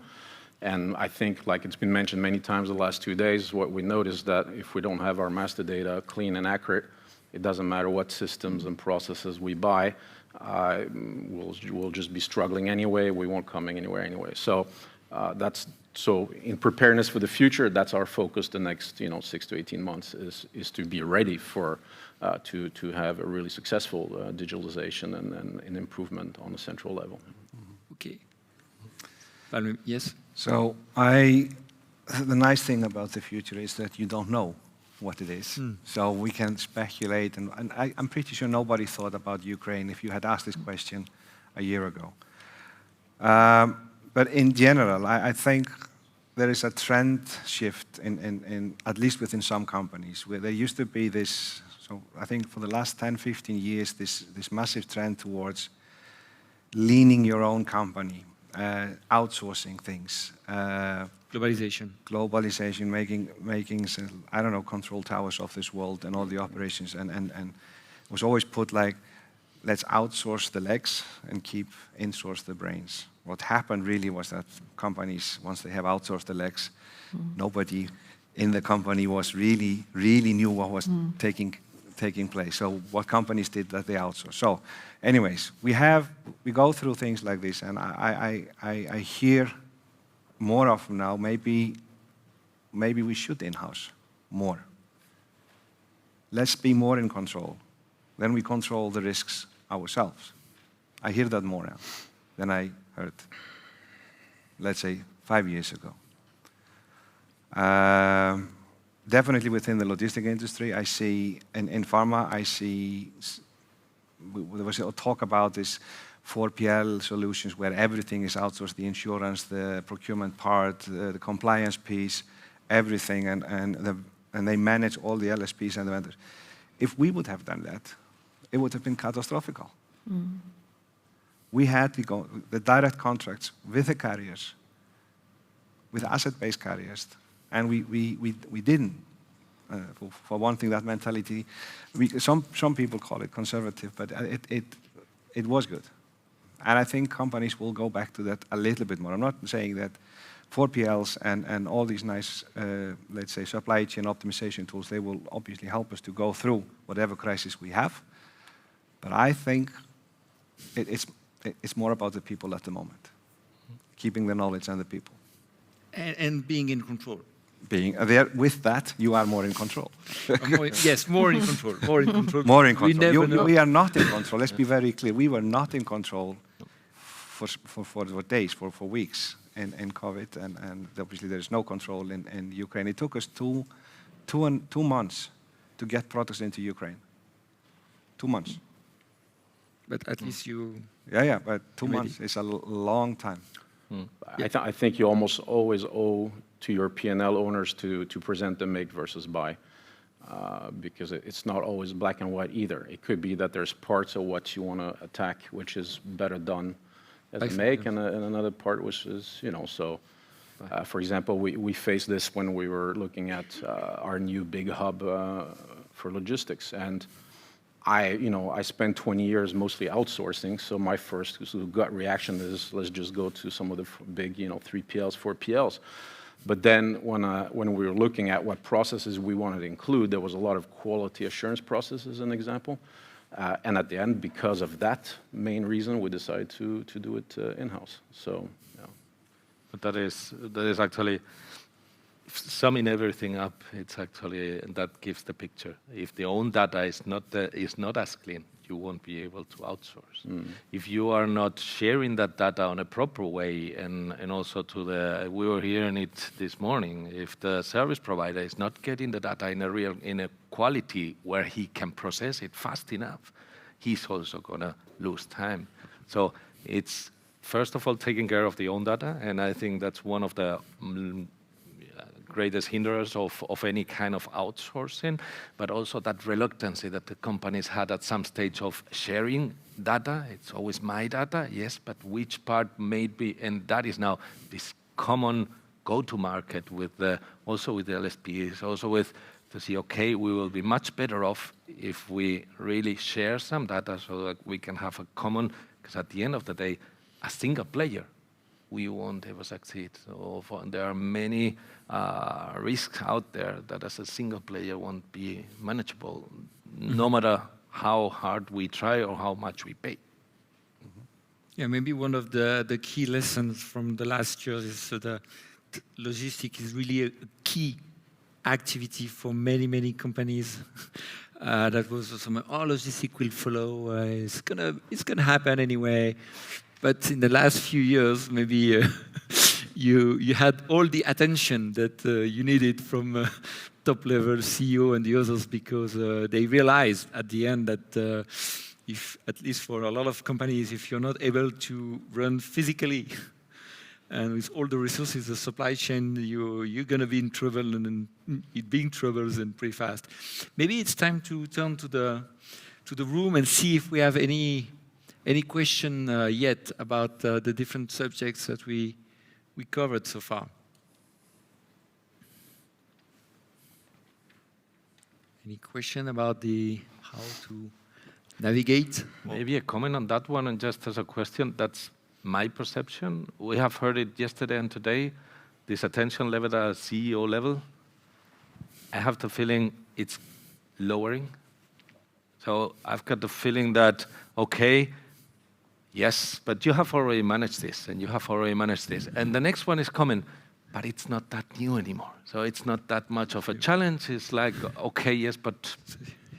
And the attention level of the CEO, attention level in the companies is dropping down a bit. So that's, but that's my perception. I don't know if Otto can share their... So it's a call for a new crisis. No. I think it's to be in the spotlight. Yeah. So I don't think it's the logistics. I think companies look at logistics mostly as a part of the supply chain. It is just the tip of the supply chain. It's not more important or less important. It doesn't matter. If logistics doesn't work, nothing works. So does planning. And let's be very clear, the best friends of the logistics are the planners, the good S&OP processes of this world, and forecasting demand planning, scenario planning. And all of these components need to work. It just happens that sometimes when things fail in the earlier phases of the supply chain, it comes down to the logistic department to try to make up for the lost time, find a solution, find a way to make things work again. And that's where the CEO comes in and gives you a pat in the back every 3 years or so. Yeah. It's not. I don't think they are focused on logistics, but I just hear supply chain. It's a supply chain. Yeah. Robustness. Yeah, it's a good point, because I'm sorry, because when I decide or we decide, are we going to use airplanes or boats? Are we going to put the warehouse over here? We first ask supply chain questions and customer-centric questions. So, I mean, the first thing we usually decide is where needs the decoupling point to be. So, if we need to serve the customers within 1 day, the warehouse has to be within 1 day, right? And you want to be lean up to the warehouse, and you want to be agile from the warehouse to the customer or to the factory on inbound. So, for sure, you always have to look up at the top-level supply chain questions, the supply chain's integrity, and then you trickle down to the other logistics questions, which is the best provider, and which type of airplane or which type of boat or whatever. Right? You wanted to... Yeah, no, I was going to say that actually, when you're looking at these intermodal transport, you're looking at disruption in the market, this is where collaboration is key, right? Not just internally and with your key customers, but actually across the industry. Being able to, whether it's share data, share resources, share routes, share, even have a standard kind of taxonomy, a standard industry standards. Wouldn't it be amazing if we had that level of collaboration, and call it a marketplace or whatever, but to be able to work jointly, in the industry, as opposed to everyone dealing with their own kind of issues. I think that's an obvious one, but I mean, I've been going to conferences for 10, 15 years, and especially the industry-specific conferences, let's say chemicals or pharma, we usually all end up finishing the conference by saying this: let's collaborate more with each other. But here we are 10, 15 years later, And then you go back home. honestly, the only real collaboration things I see are actually by some of the solution, process solution providers, you know, the TMSs that connect to 1,000 LSPs. And then you can leverage some of that together. Maybe the word collaboration is a little bit confusing because, of course, what we look at is to better use resources, do some kind of asset sharing, but in a seamless way. Like, if we go to the maritime sector, all the companies, you share the same boat, and you don't care because you have your service included in. And when it comes to the supply chain, it's a little bit harder to share other assets. Yeah. But I think that, of course, tools, marketplaces, other things are also, let's say, collaborative tools that are maybe more and more used nowadays. So at Value, it seems that you want to get the point. I think the key word is, to your point, is that, first of all, we do collaborate. We collaborate more in good times than in bad times. Let's be very clear on this. And we lost 2019-20, we lost 85-90% of all air capacity in the world. Companies were not collaborating at that point. They were fighting for the capacity. So in situations like this, the world collaboration is the wrong one. But to find ways to build air bridges, to bridge, somebody said here earlier today, we're in Europe, we're using 70% only of the capacity on road. And it's known.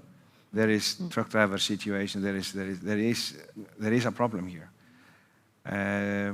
So I think we are getting a little bit better at this. And in terms of tools, no question about it. Capabilities, we're using the same methods, we're using the same service providers. We are even sharing capacity on the water and obviously on road more than we used to do before, and we are sharing data more than we did before. This is new. So our control towers don't own the data, but they have the data.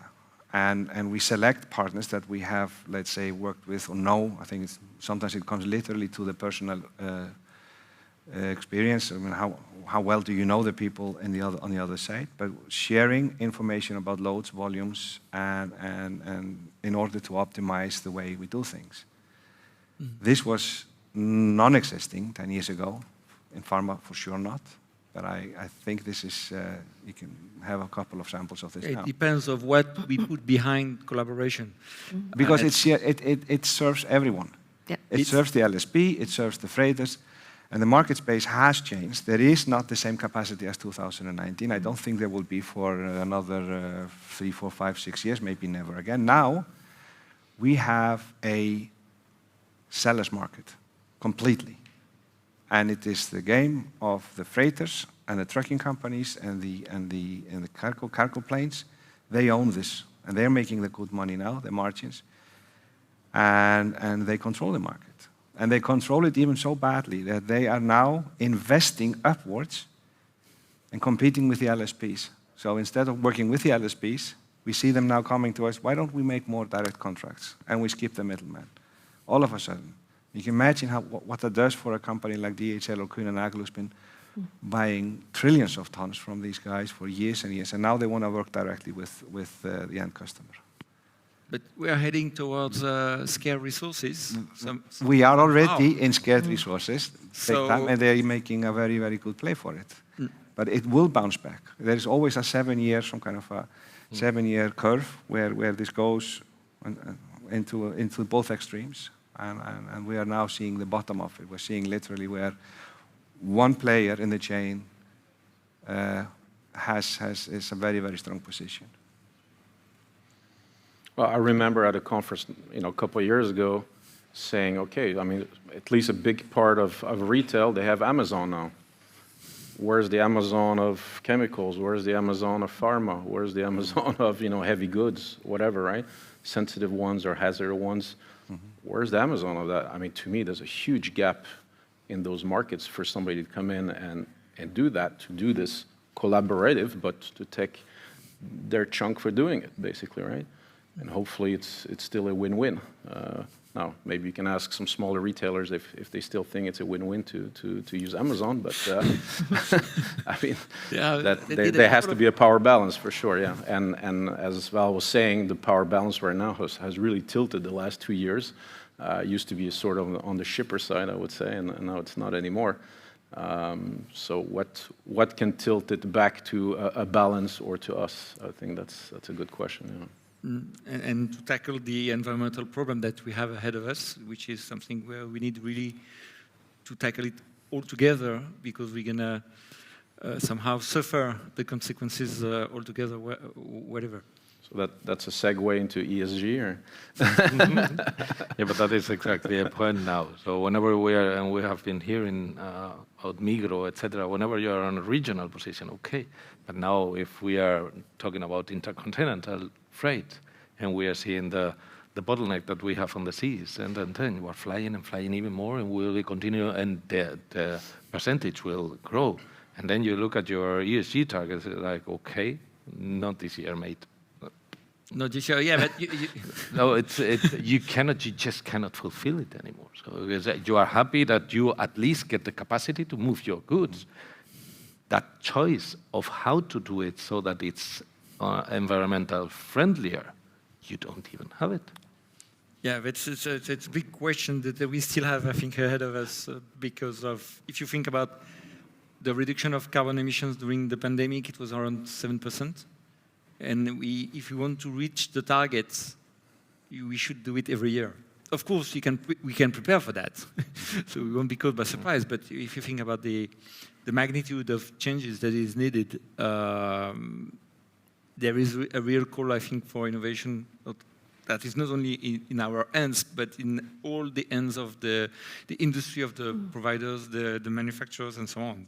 But it's big. Talking about the future, we talk about things that we know already, but what kind of surprise do you expect in the next years?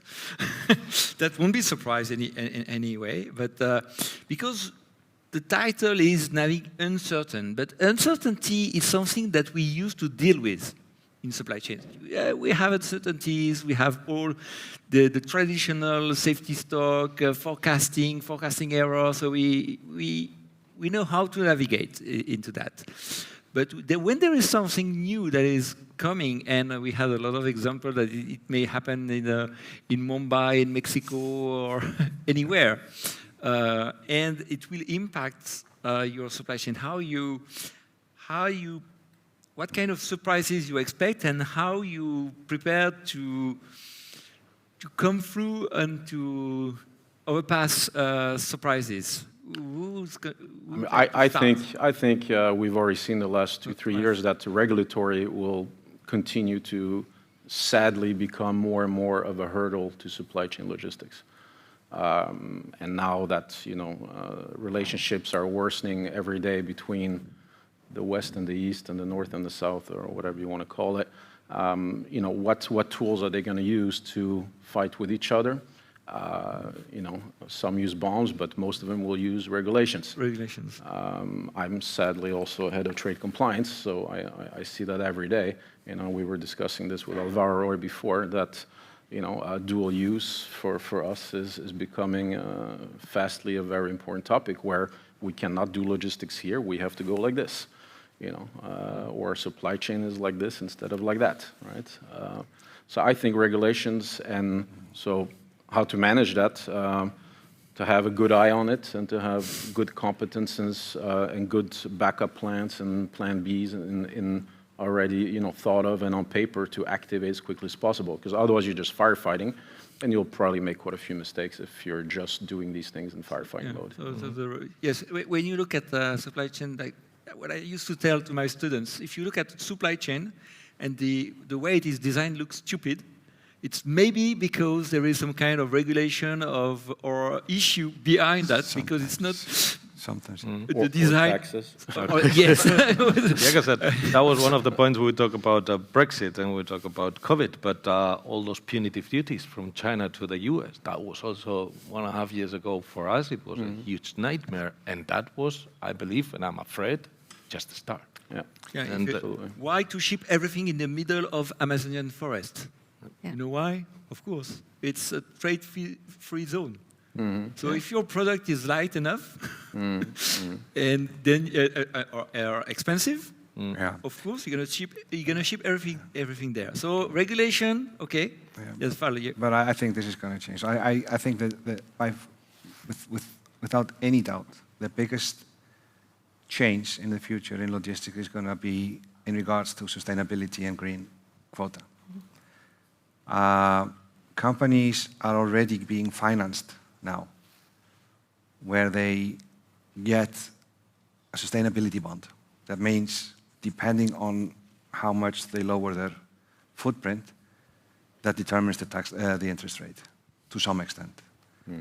This is the only way that I've seen companies act really seriously. and take into account. Take into account. It affects the bottom line. So what will happen? And so that's one thing. But the other thing is that governments and cities will make changes. And let's say, take a city of Paris, for instance.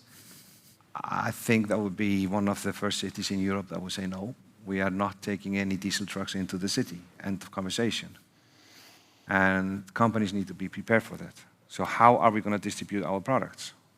And we're not ready for the alternative yet. So I think that's going to be a little bit of a game for everyone. And it's not like the winner takes it all, but companies that prepare now and start to say, okay, what alternatives do I have? Can I use drone technique? I think drone, when you think of the cities and using drones to distribute, it's a little bit futuristic at the moment, but we have seen pilots, and I've had a couple of projects where we actually are trying to do this. And obviously then there's the alternative energy part. And it's like many, to foresee what the customer wants you to do and try to see it before he actually asks you. It's the name of the game. I can use, if it's okay to use an example I just had here today, a very, very positive example of a person from the catering service. I know this is a little bit out of it, but it was a perfect example of a person who saw a customer there and without having to, it was after the dinner I wanted to wash my hands, and he saw that I was looking for some place to wash my hands. It was not his job. He had a lot of things to do, cleaning up all the dishes that we did. And he took me and asked me, okay, you can go here and here and here, and this is where you're going. It was not his job, but he foresaw it before it actually, happened. And that's the customer service experience. I think that taking a very simple example into where we need to go. So we can sleep on our ears because we know that the company will take care of the customers because it's the better you foresee it, and this is known. Cities will close down. Yes, it's known. It's known. And maybe with the IT, what kind of surprise you have for us in the future that's gonna help us to do the job? Well, I was actually thinking of both to these points from a government and political perspective and also sustainability. And what we're seeing, a trend of localization of supply chain. So rather look locally, meet sustainability targets, whether it's different delivery modes and sort of more environmentally friendly, but also the whole kind of political situation that we saw during the COVID time. So maybe there's could be a trend of de-globalization even, bit extreme, I know, but it's something that a lot of companies are looking at how to manage their supply chain and get sort of local supplies as opposed to relying on, China or wherever else. The other side. Yeah. There is always another side. The other side, right? Okay. Well, I believe and I believe that's what we are doing. Everyone in our companies is that's about lessons learned. So we have seen what has happened these 2.5 last years. We reacted somehow in different ways. So not everything was right, but as you can tell, most of the companies are still there and still growing. So not everything is wrong. And I believe we will have to implement this crisis mode, which won't be a crisis mode anymore, but get used to having this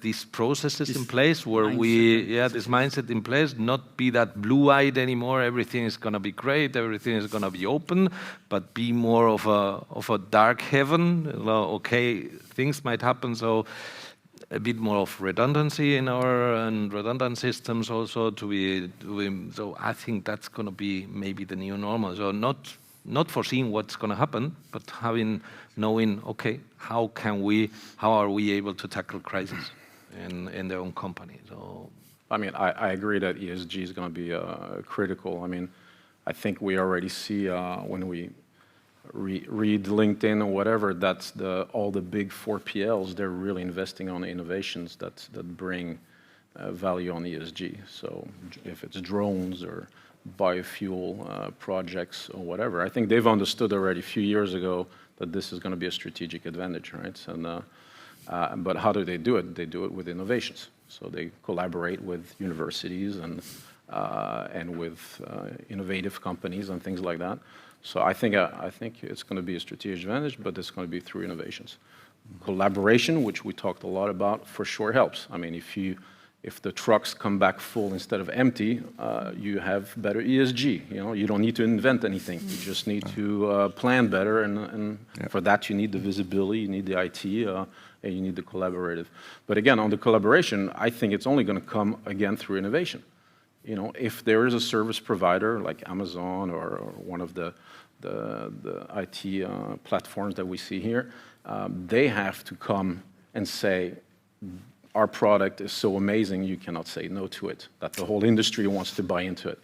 You know, so that's sort of my message to the people that are here with those type of platforms is, you know, once you come to that level where you have one or two amazing USPs that nobody can say no to, that's when you will be the market leader. And once they're the market leader, then you will have collaboration in that sense through innovation. Built in, yeah, forced, but through innovation. Mm-hmm. Okay, so call for innovation. I like that. Do we have a question? It's the end, but do we still have a... Yes. Yes, I have a question.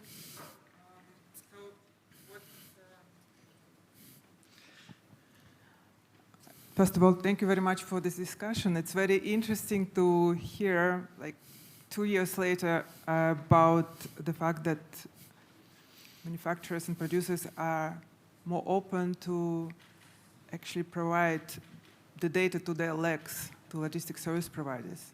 Because indeed, we are all talking about the CO2 reductions, and all knows that scope 3 takes about 80%, and it's all about transportation. Mm-hmm. How to calculate it, who is responsible for it, is it manufacturer, is it logistics service providers? It's still yet to be decided and maybe legalized. But one of the obvious ways is to give some information ahead about the upcoming demand to logistics service providers, so they can already tackle from their end this kind of 50% empty capacity on the roads. Mm-hmm. So I think it's really great. I hear it for first time actually that you're thinking about it and you're already doing it. So that's really great. And my question is regarding the data, because we were talking a lot today about the data and about the data standardization, because obviously one thing is to provide with the data and give some idea about the upcoming demand, but then another thing, it's data quality and data standards. So my question is, do you think like in the near future it will be some efforts, upcoming efforts about the data standardization for the supply chain, for the logistics service providers' purposes? I think there is already. The problem is that it's not one organization. There are several of these.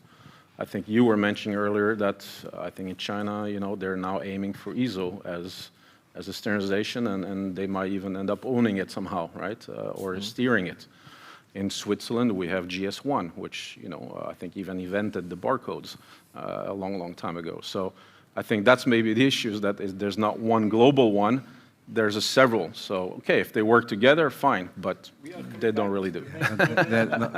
It's fragmented. Fragmented, yeah. But there's all kinds of data to be shared. You mentioned, I think, the simplest thing of all is to share the loads. That's nothing to do with China or any other standards. Are companies willing to share the loads? And the essence of a 4PL is exactly this, that the 4PL knows and plans, they see everything. So the only thing that the customer needs to do is to allow the 4PL to use this to optimize the loads. Mm-hmm. What is coming, and even more important, in pharmaceutical, what needs to happen before you can ship from A to B, an extensive lane risk assessment needs to be done. And coming back to the conversation about regulatory bodies, getting more and more difficult because countries are asking for more and more validation, trial shipments, all kinds of things. If you need to get a product to New Zealand, for instance, let's say from Europe, and you haven't done it before, it will take you 6 months by the time you have validated and done everything, and you can send it. Wouldn't it be great if I could use the same lane risk assessment that Pfizer has done last year with the same LSP? It would be enormous. Great, huh? Mm-hmm. But yes, we will have in Brexit, one of our main challenges was our parcel service, and it's one of the 2 major ones.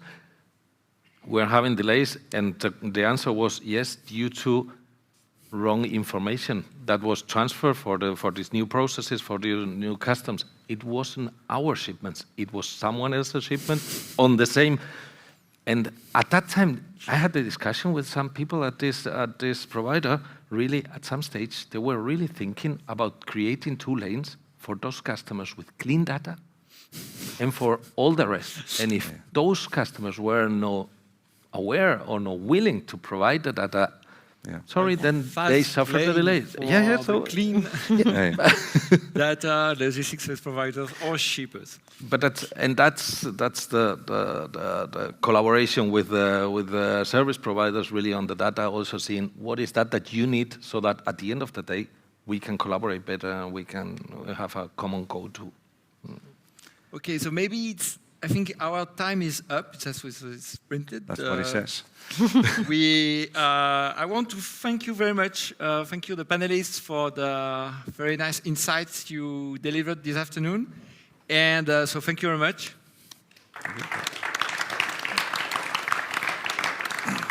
And now we will navigate into the future all together. And thank you very much. And maybe some final words to finish. So it's the end of the session. Thank you.